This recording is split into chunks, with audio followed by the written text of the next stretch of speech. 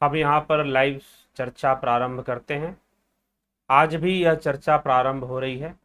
कुछ मिनटों का विलंब आज जरूर हुआ है, लेकिन फिर भी हम प्रत्येक दिवस इस चर्चा को आपके समक्ष लेकर आते ही हैं। आप जुड़े और जुड़कर इसका लाभ उठाएं। तो अब हम इस पर चर्चा करेंगे। आज का विषय है आनंद ब्रह्म की आत्मा कौन। प्रश्न बड़ा विचित्र है।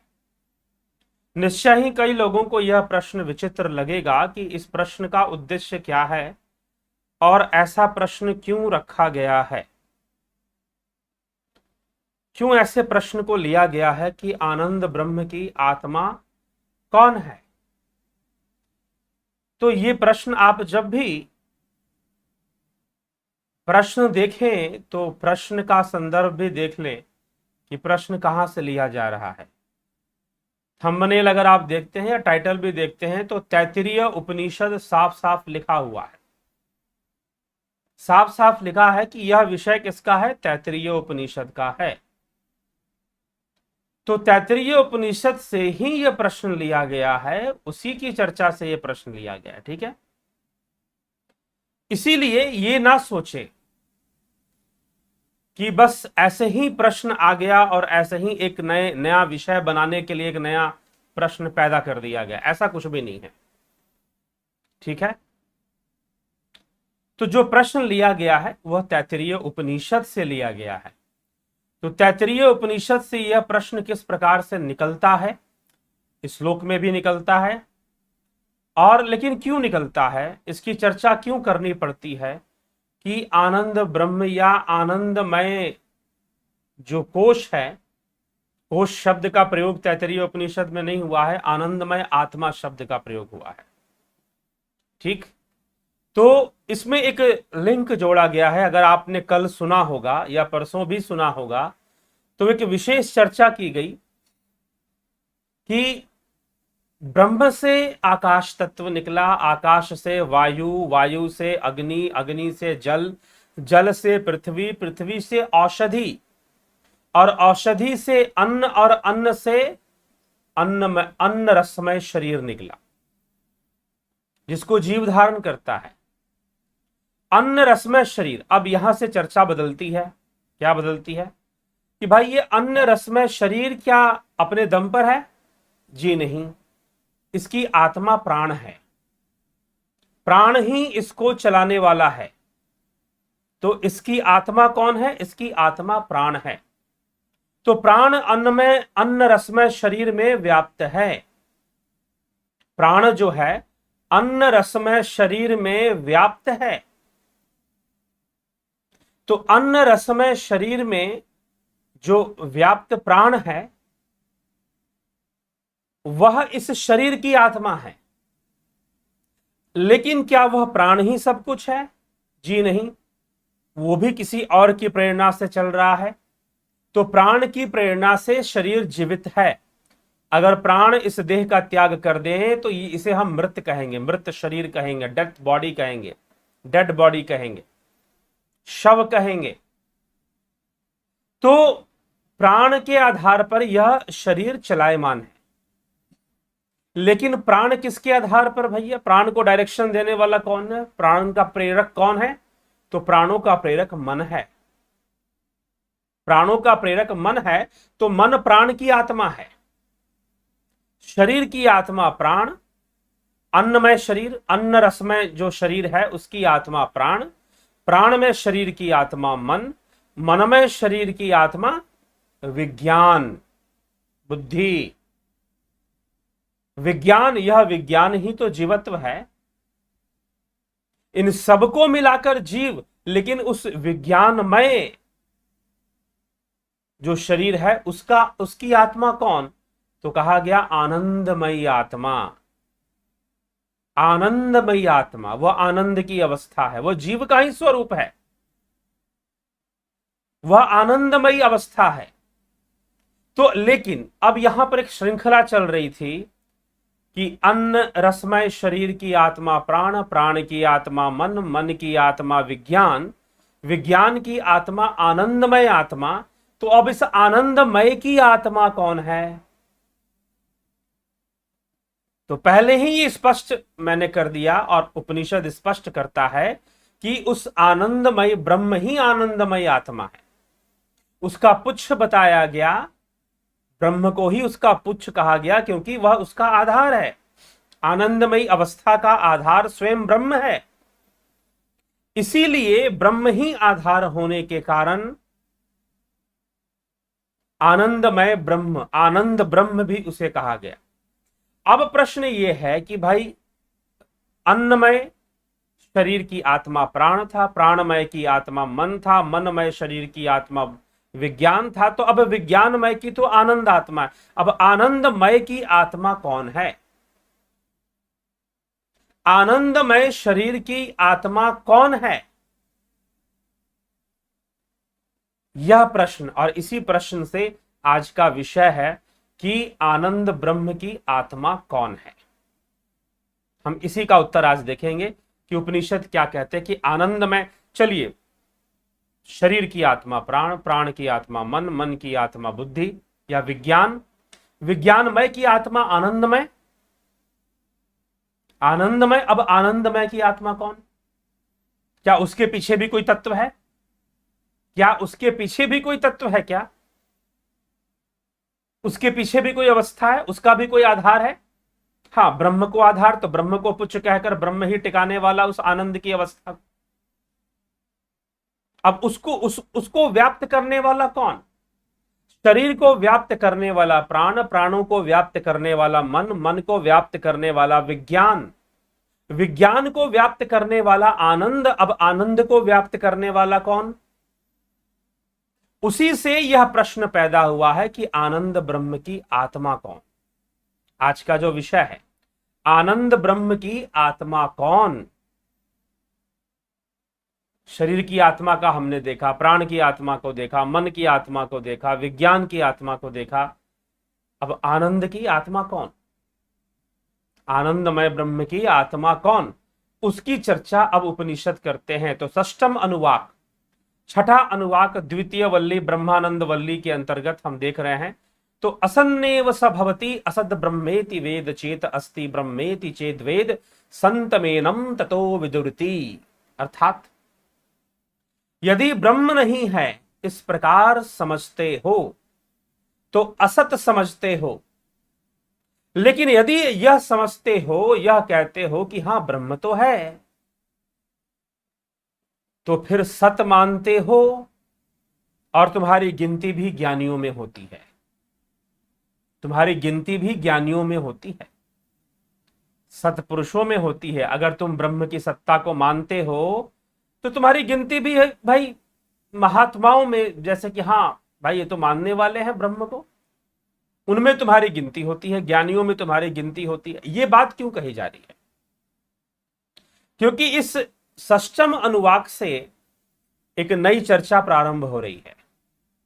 यद्यपि उसमें यह चर्चा भी जोड़ लिया गया है आज जिस पर हम प्रश्न लेकर आए हैं, लेकिन एक नई चर्चा प्रारंभ हो रही है कि दो प्रकार के लोग हैं, एक या तीन प्रकार के लोग हैं।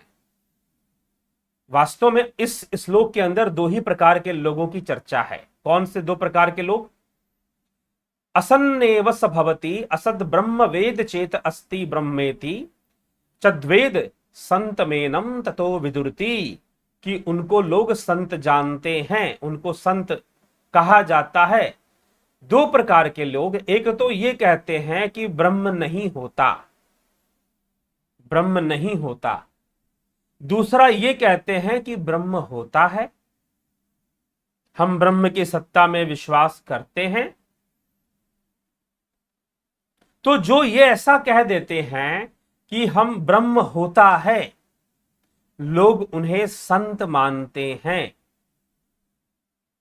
उन्हें संत जानते हैं कि भाई यह ब्रह्म को जानते हैं, जो ऐसा कह देते हैं कि ब्रह्म होता है।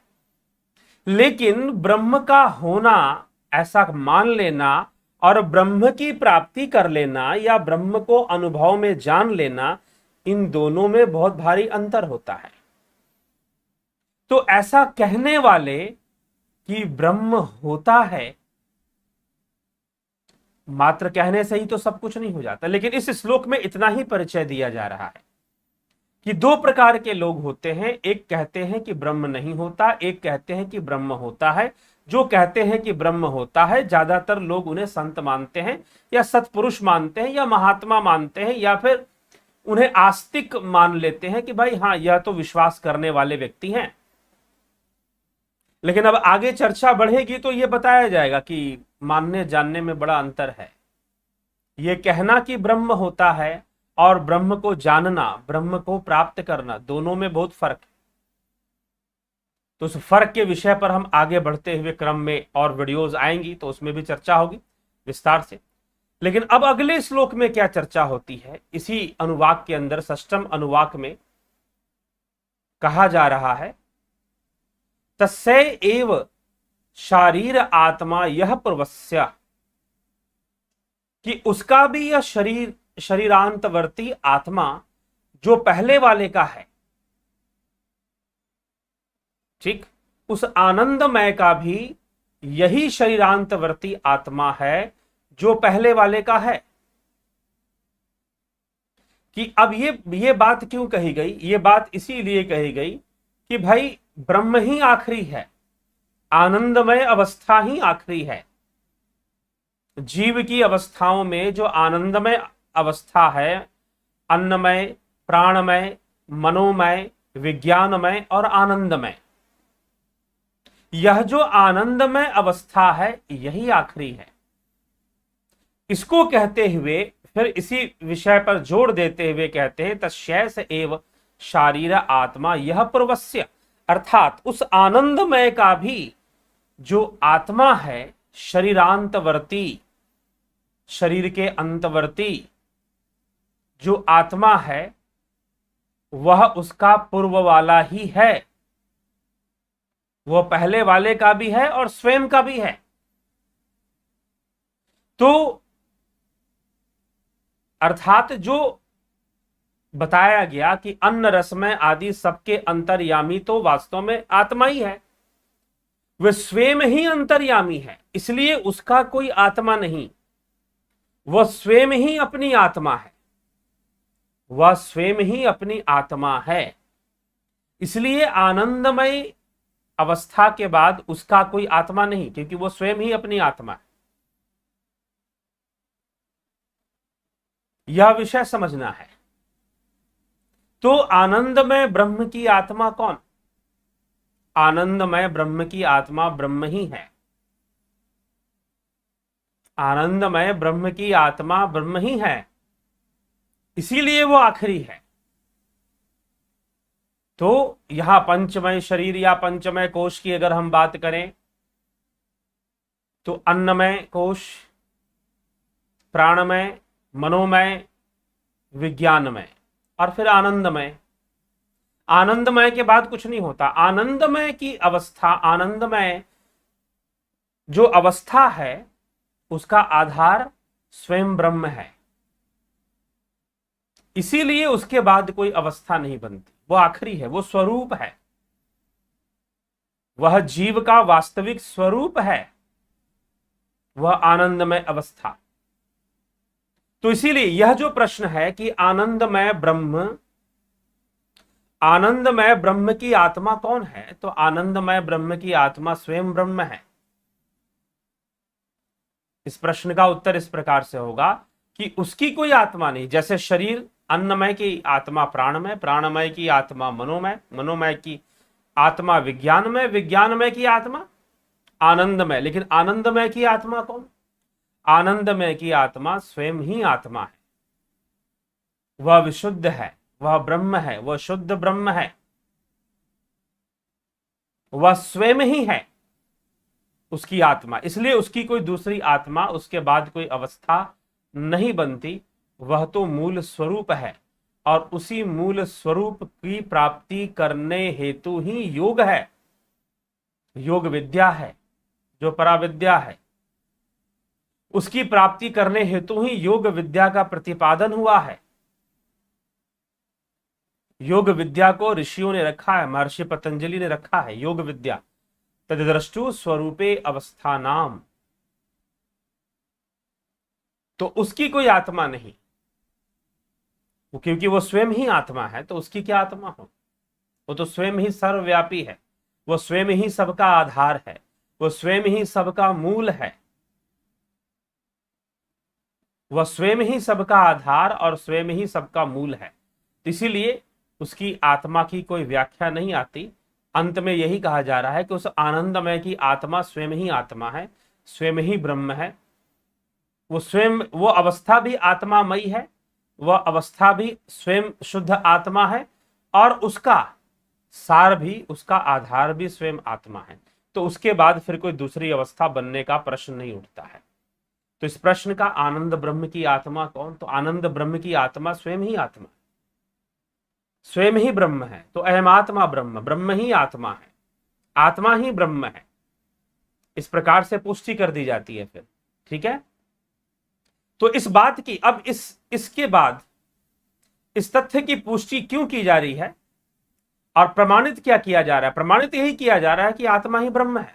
उसके बाद ढूंढो मत, उसके बाद ढूंढने का मतलब नहीं, क्योंकि ढूंढने के वाला रहेगा ही नहीं। ढूंढेगा कौन?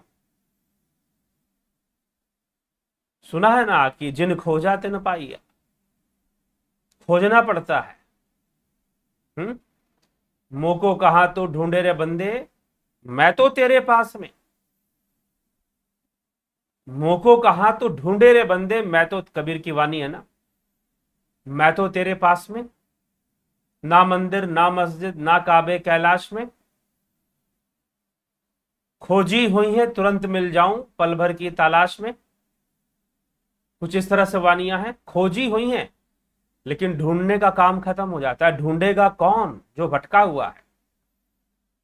ज्ञान किसे होगा? जिसके, जो अज्ञानी है, उसे ही तो ज्ञान होगा। तो ज्ञान होना और अज्ञान होना, ये दोनों ही विषम अवस्था है, सम अवस्था नहीं है। और जब तुम सम अवस्था में चलो जाओगे तो ढूंढने का काम खत्म, खोजने का काम खत्म, ज्ञान प्राप्ति का काम खत्म। जब तुम सम अवस्था में चले जाओगे तो ज्ञान प्राप्ति का काम खत्म, ढूंढने का काम खत्म। तो आनंदमय अवस्था में पहुंचने के बाद ढूंढने का काम नहीं रह जाता, फिर कोई और अवस्था ढूंढने की आवश्यकता नहीं पड़ती, क्योंकि कोई जरूरत ही नहीं पड़ती है। पूर्ण काम हो जाओगे तो ढूंढो, ढूंढेगा कौन? जो पूर्ण, जिसकी कामनाएं बाकी हैं। खोजेगा कौन? जिसकी कामनाएं बाकी हैं, वही तो खोजेगा। और जो आनंदमय अवस्था में चला गया, जो आनंदमयी अवस्था में चला गया, वह तो बस, उसे क्या ढूंढना? वो तो पूर्ण काम हो जाता है, उसकी सारी कामनाएं पूर्ण हो जाती हैं, सारे भोग संपूर्ण हो जाते हैं उसके, उसको फिर क्या ढूंढना? ठीक है, तो जिज्ञासुओं, ये हमें समझने का यह विषय है, समझने का, जानने का यह विषय है। हम इसे समझे, जाने और इसका लाभ उठाएं। तो आनंदमय अवस्था की आत्मा कौन है? स्वयं आत्मा ही है, स्वयं ब्रह्म ही है। उसके बाद कोई खोज नहीं, वहां तो पूर्ण काम की अवस्था आ गई, उसके बाद कुछ ढूंढना नहीं। ठीक, तो चलते जाना है योग के मार्ग पर। चलिए देखते हैं आपकी टिप्पणियां कैसी हैं। गोपाल शर्मा जी, अभिनंदन। Vikram Singh ji, Kuldeep Singh ji, Kalaben Patel, give a payment process. Kalaben Patel, give a, आप व्हाट्सएप मैसेज करो अपने नाम से, आपको पेमेंट प्रोसेस दे दिया जाएगा। ठीक है। जगत नारायण जी, स्मिता सावंत जी, ओम नमः शिवाय। कालाबेन पटेल जी, विश्व यात्री, ओम नमः शिवाय। ब्रह्मपाल कुमार जी, ओम नमः शिवाय। क्या सदगुरु बिना ज्ञान संभव है? हम सभी योग साधना शिष्य आपसे योग ज्ञान ले रहे हैं, आप हम सबको कैसे शिष्य मानोगे जी? आप लीजिए ज्ञान, शिष्य होना नहीं होना ये आपका विषय है, ठीक है। आपको यहां से लाभ मिल रहा है तो आप लाभ जरूर उठाइए, और मार्ग पर चलना भी आपकी जिम्मेदारी है, ये ध्यान रखिएगा। इसीलिए आदि गुरु शंकराचार्य विवेक चूड़ामणि में और अन्य ग्रंथों में भी यह बात कहते हैं। क्या कहते हैं? कि तुम्हारे कल्याण के लिए तुम्हारे अलावा अन्य कोई जिम्मेदार नहीं है, तुम अपना कल्याण स्वयं ही करोगे जी, दूसरा कौन करेगा? तुम्हें स्वयं ही चलना है, ठीक। चलो, ओम दत्सत। चित्रंजन बरुआ जी, अभिनंदन, अनिल कुमार जी, माधुरी कोले, सरोज कृष्णानी, रोमेश चोपड़ा, अजित भाई पटेल, भीम सिंह मीना, कन्हई कुमार, योगेंद्र पंडित, वीना जी,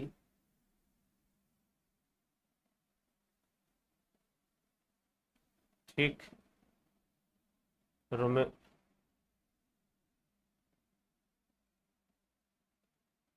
आत्मा मालिक, जी हाँ, आत्मा ही मालिक है।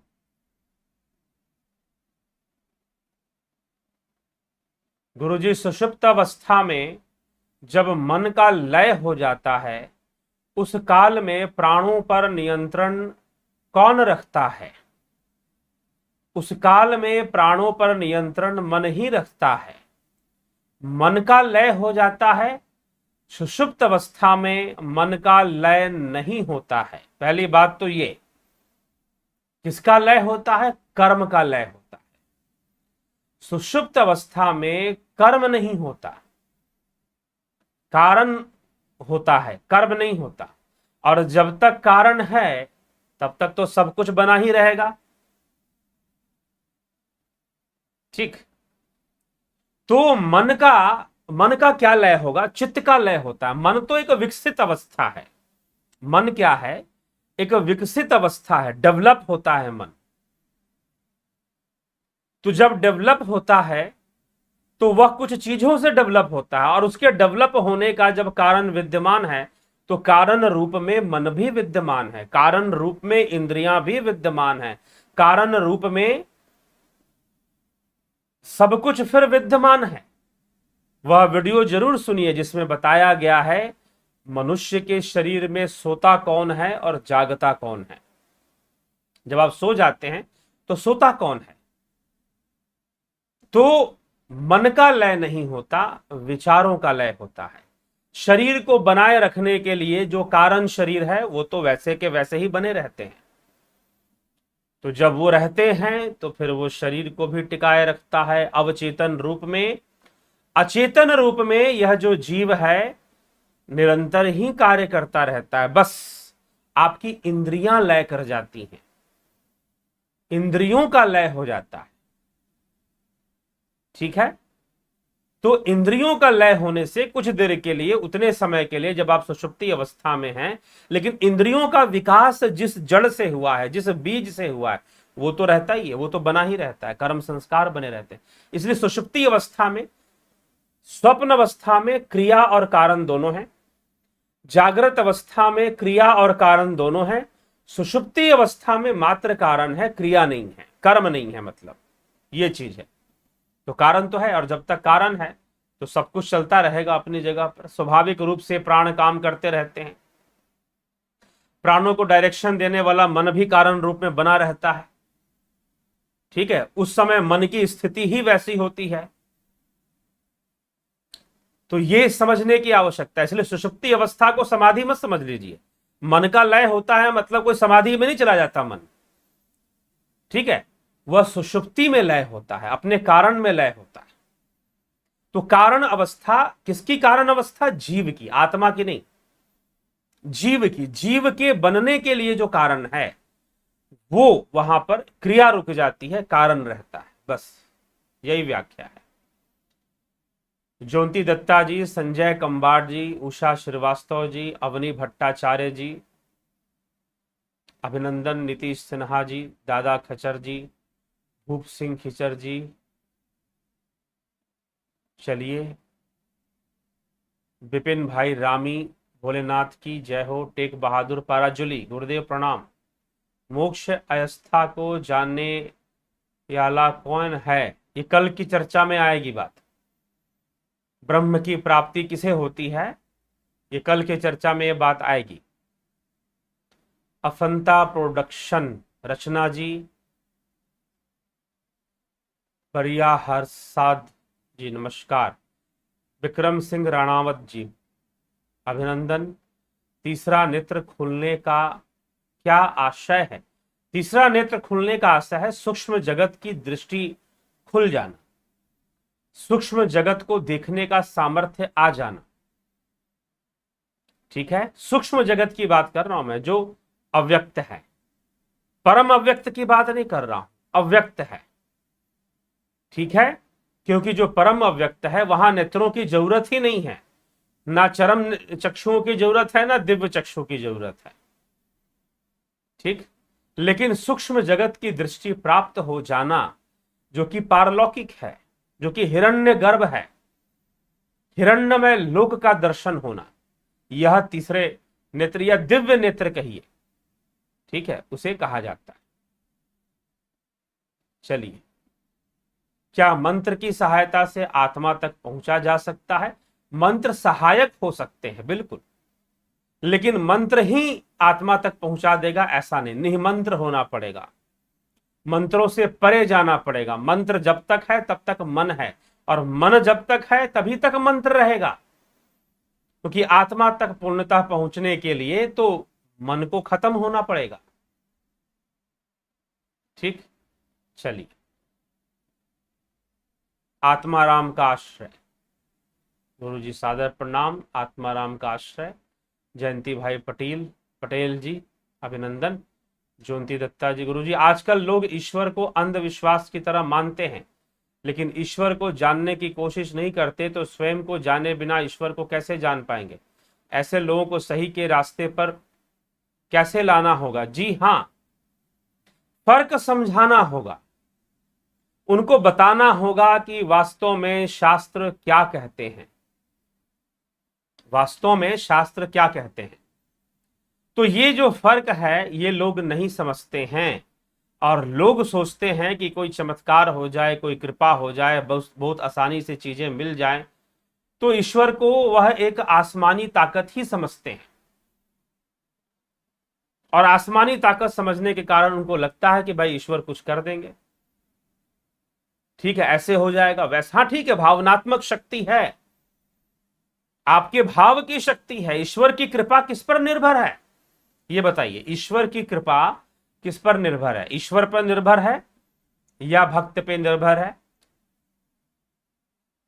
किस पर निर्भर है? भगवान आप पर कृपा करेंगे, यह बात की निर्भरता किस पर है? क्या भगवान पर है या स्वयं पर है? जी नहीं, इसकी संपूर्ण निर्भरता भक्त पर है। ईश्वर की मर्जी पर कुछ भी निर्भर नहीं है, भक्त की भक्ति पर सब निर्भर है। सारी बातें भक्त की भक्ति पर ही निर्भर है, ठीक है? तो सारी बातें जो भक्त की भक्ति पर निर्भर है, ना कि भगवान पर निर्भर। स्वयं भगवान इस बात को नहीं मानते। आप पुराणों को पढ़ोगे, भागवत महापुराण भी पढ़ोगे, तो सब भगवान यही कहते हैं कि मैं तो पराधीन हूं, भक्त के अधीन हूं, ठीक है? तो इसीलिए ये तो भक्त पर ही निर्भर है। इसे कुल मिलाकर बात यही है। और भक्त कौन हो सकता है? आप ही तो भक्त हो सकते हैं, आप ही तो भक्त हो सकते हैं ना। तो सब कुछ आप पर ही निर्भर है। स्वयं को ही जानो, अहम आत्मा गुड़ाकेश सर्वभूताश स्थिता। हे अर्जुन, मैं सबकी आत्मा हूं, सभी भूतों की आत्मा हूं मैं। तुम आत्मा को जान जाओ तो तुम कृष्ण को जान जाओ, तुम राम को भी जान जाओगे, तुम ब्रह्म को भी जान जाओ। तो अपनी आत्मा की ओर बढ़ो और निष्काम कर्म करो। यही तो उपदेश श्री कृष्ण अर्जुन को दे रहे हैं। निष्काम कर्म की ओर आगे बढ़ो। निष्काम कर्म करोगे तो निश्चय ही तुम्हें श्रेष्ठ फल की प्राप्ति भी होगी, जिसके प्रति तुम्हारी कोई आसक्ति भी नहीं होगी। और तुम कर्म बंधन में भी नहीं बंधोगे। तो इस प्रकृति के अंदर कर्म तो अनिवार्य है। अनिवार्य क्या है? अपरिहार्य है, अत्याज्य है, उसे आप त्याग ही नहीं सकते। जब जीव हो तो कर्म बंधन है ही, और कर्म होंगे ही होंगे। तो निष्काम भावना से कर्म करो और अपने आत्म अन्वेषण करो, आत्मा को जानो। आत्मा को जानना, स्वरूप की उपलब्धि ही उपनिषद के उपदेश हैं, और स्वरूप की उपलब्धि आत्मा को जानना ही पतंजलि योग सूत्र हमें समझा रहा है। पतंजलि योग सूत्र की वही दिशा है, स्वरूप की उपलब्धि कर। तो जिज्ञासुओं इस पर विशेष ध्यान देना पड़ेगा। जब तक आत्मा को नहीं जानोगे तब तक परमात्मा को क्या जानोगे? जब तक स्वयं को नहीं जानोगे तो स्वयंभू को क्या जानोगे? संभव ही नहीं। तो स्वयं को जानकर ही स्वयंभू का ज्ञान प्राप्त होगा। स्वयं को जानकर ही स्वयंभू को जान पाओगे। इसलिए स्वयं की यात्रा शुरू करो, आत्मज्ञान की यात्रा शुरू करो, योग की यात्रा शुरू करो, योगी बनना शुरू करो। तस्माद योगी भव अर्जुन, अर्जुन तो योगी बन जाए, श्री कृष्ण कह रहे। योग मार्गी बनना शुरू करो और फिर अपने संसार के कर्मों को करो, योगरत होकर। योगरत होकर अपने संसार के कर्मों को करो, अपने दायित्वों का निर्वाह करो, अपने कर्तव्यों का निर्वाह करो। ठीक है? तो अपने कर्तव्यों का निर्वाह करो। कब निर्वाह कर पाओगे? जब योगरत रहोगे। तो योगरत होकर, योगी बनकर इन सारे चीजों को आप करो तो निश्चय ही सब कुछ होगा। चलिए जी आगे बढ़ें। सुमिता उपरेती जी,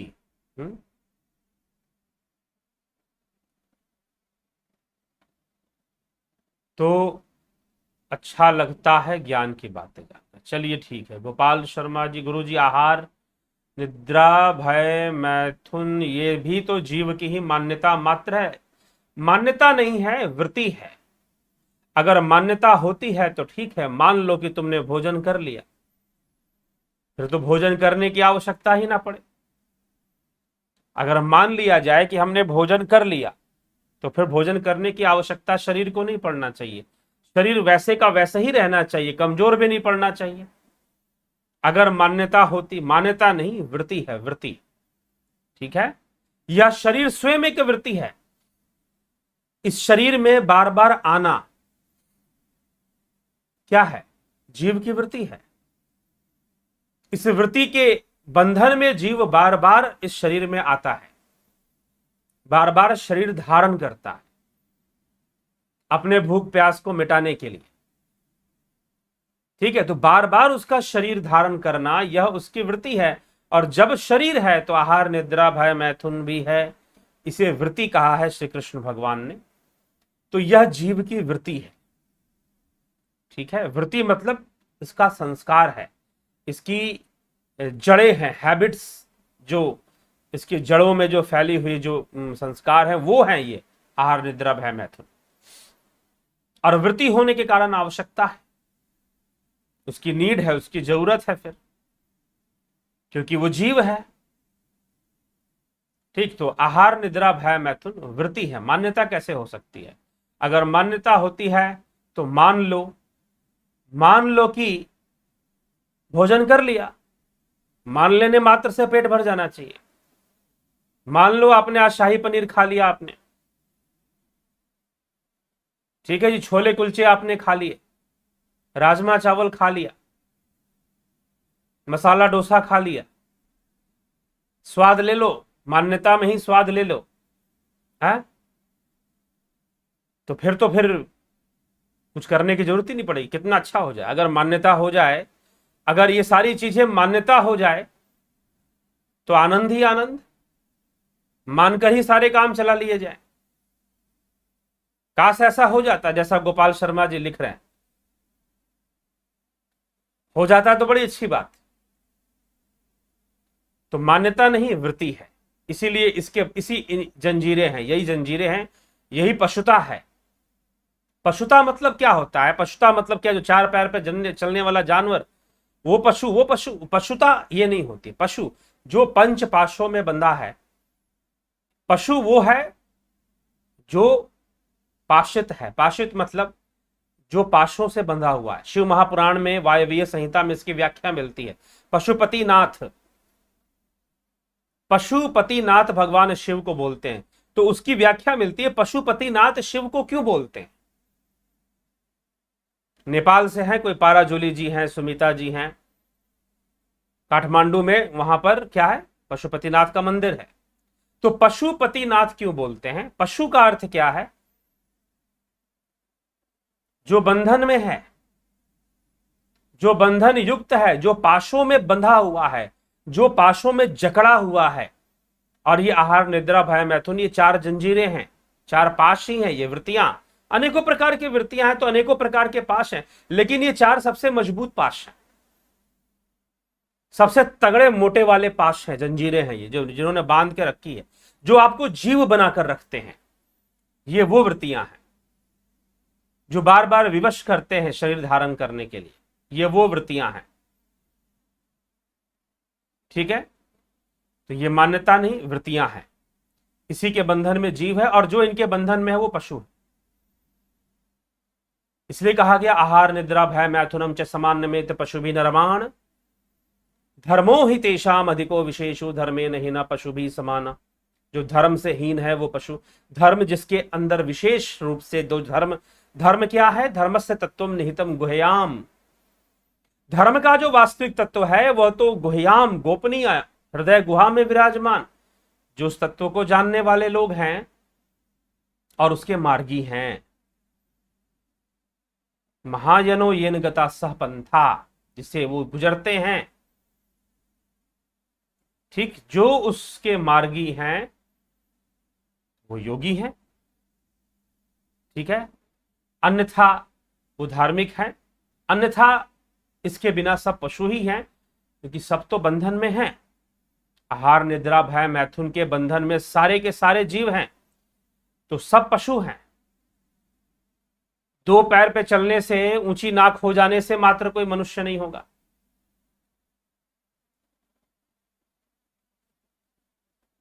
ठीक है? मनुष्य मात्र दो पैर पे चलने से, ऊंची नाक हो जाने से कोई मनुष्य नहीं हो जाएगा। उसके अंदर अध्यात्म का ज्ञान हो तभी मनुष्यता आती है, अन्यथा पशुता तो है ही। इसलिए शास्त्र सम्मत मनुष्य की परिभाषा कुछ और है। कभी एक अन्य वीडियो में पूरा इसी पर हम विचार करेंगे कि मनुष्य कौन है। ठीक? तो मात्र दो पैर पे चलने वाला, तेज दिमाग वाला, ऊंची नाक वाला, सामने आंखें होती हैं उसकी, मात्र मनुष्य होने के लिए इतना ही पर्याप्त नहीं। धर्म का होना जरूरी, अध्यात्म का होना जरूरी है, योग का होना जरूरी है। जो योग मार्गी है वही मनुष्य है। शास्त्र कहते हैं जो योग मार्गी है वही मनुष्य है।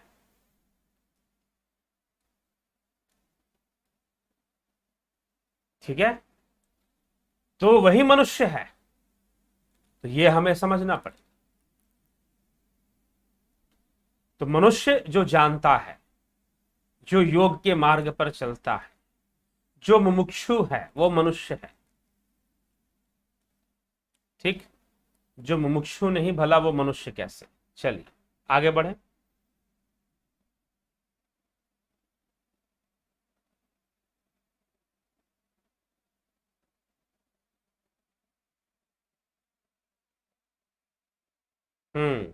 आगे लोग क्या कह रहे हैं तो वो देख लिया जाए।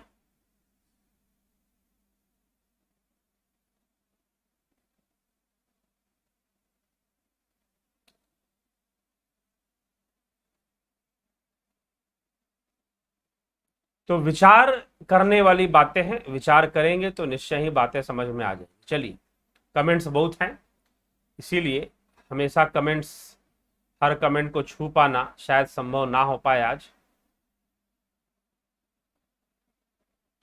लेकिन फिर भी प्रयासरत रहेंगे कि आपके सभी विषयों को लिया जा सके।